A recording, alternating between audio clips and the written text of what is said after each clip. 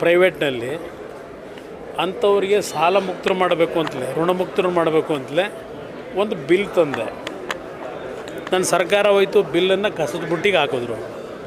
ಅದಷ್ಟೇ ಅಲ್ಲ, ಸಾಲ ತೆಗೆದುಕೊಂಡಂಥವ್ರು ಸಾಲ ತೀರಿಸ್ಲಿಕ್ಕೆ ಆಗದೇ ಇರತಕ್ಕಂಥ ಪರಿಸ್ಥಿತಿನಲ್ಲಿ ಅದಕ್ಕೆ ಏನು ಪರ್ಯಾಯ ಅಂತಕ್ಕಂಥದ್ದಕ್ಕೆ ಕೇರಳ ರಾಜ್ಯದಲ್ಲಿ ಅಲ್ಲಿಯ ಸರ್ಕಾರ ಒಂದು ಕಮಿಷನ್ನ ರಚನೆ ಮಾಡಿದ್ದಾರೆ.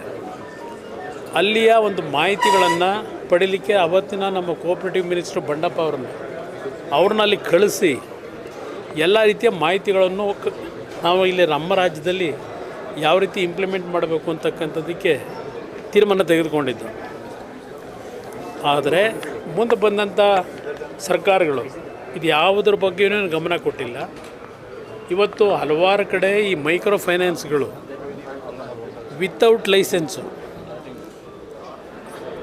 ಲೈಸೆನ್ಸ್ಗಳನ್ನು ಪಡೆದೇ ಇವತ್ತೇನು ಇಲ್ಲೀಗಲಿ ಈ ರೀತಿಯ ಒಂದು ಸಾಲ ಕೊಡ್ತಕ್ಕಂಥ ಒಂದು ವ್ಯವಸ್ಥೆಗಳು ಇಟ್ಕೊಂಡು ಹಲವಾರು ರೀತಿಯ ಹಿಂಸೆಗಳನ್ನು ಕೊಟ್ಟು ಇವತ್ತು ಸಾಲ ಪಡೆದಂಥವ್ರು ಸಾಲ ತೀರಿಸಲಿಕ್ಕಾಗದೆ ಅವರ ಹಿಂಸೆ ತಡಿಲಾರದೆ ಸಾವು ನೋವಿಗೆ ಒಳಗಾಗ್ತಾ ಇರತಕ್ಕಂಥ ಆತ್ಮಹತ್ಯೆ ಮಾಡ್ಕೊಳ್ತಕ್ಕಂಥದ್ದು ಏನು ನಡೀತಾ ಇದೆ.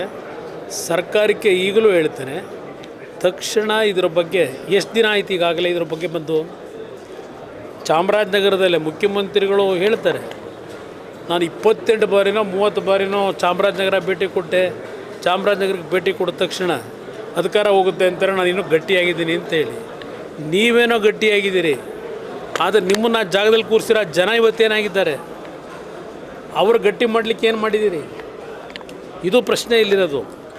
ಅದರಿಂದ ಈ ಒಂದು ಅನ್ಲೈಸೆನ್ಸ್ಡ್ ಮೈಕ್ರೋ ಫೈನಾನ್ಸ್ನವ್ರು ಏನಿದ್ದಾರೆ ಅದರ ಬಗ್ಗೆ ಸರ್ಕಾರ ಕ್ರಮ ತಗೋಬೇಕು. ಅಧಿಕಾರಿಗಳು ತಗೊಳ್ಳೋಕ್ಕಾಗಲ್ಲ, ಜಿಲ್ಲಾಧಿಕಾರಿ ತೆಗೆದುಕೊಳ್ಳೋಕ್ಕಾಗೋದಿಲ್ಲ.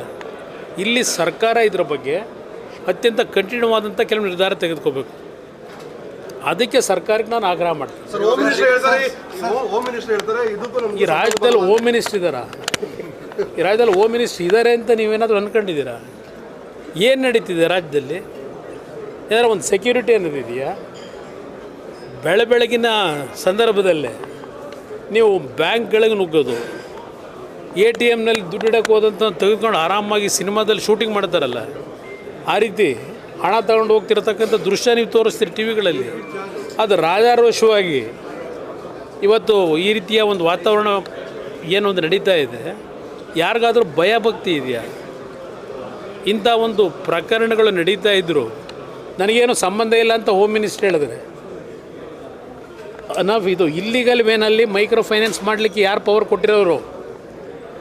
ಸರ್ಕಾರ ಕೊಟ್ಟಿದ್ದೀರಾ ನೀವು? ಇಲ್ಲಿಗಲ್ ಮೈಕ್ರೋ ಫೈನಾನ್ಸ್ ನಡೆಸಿ ಅಂತ ಹೇಳಿ ಏನು ಬೇಕಾದರೂ ಮಾಡ್ಬೋದು ಅಂತ ಇದೆಯಾ? ಇವತ್ತು ರಾಷ್ಟ್ರೀಕೃತ ಬ್ಯಾಂಕ್ಗಳಲ್ಲಿರ್ಬೋದು, ಕೋಆಪರೇಟಿವ್ ಬ್ಯಾಂಕ್ಗಳಲ್ಲಿ ನೀವು ಸರಿಯಾದ ರೀತಿ ಸಾಲಗಳು ಕೊಟ್ಟರೆ ಮೈಕ್ರೋ ಫೈನಾನ್ಸ್ಗೆ ಯಾಕೆ ಹೋಗ್ತಾರೆ? ಇಲ್ಲಿ ಸರಿಯಾದ ರೀತಿಯ ಒಂದು ವ್ಯವಸ್ಥೆಗಳು ಇಟ್ಕೊಳ್ಳದೆ ಇದೆಲ್ಲ ನಡೀತಾ ಇದೆ.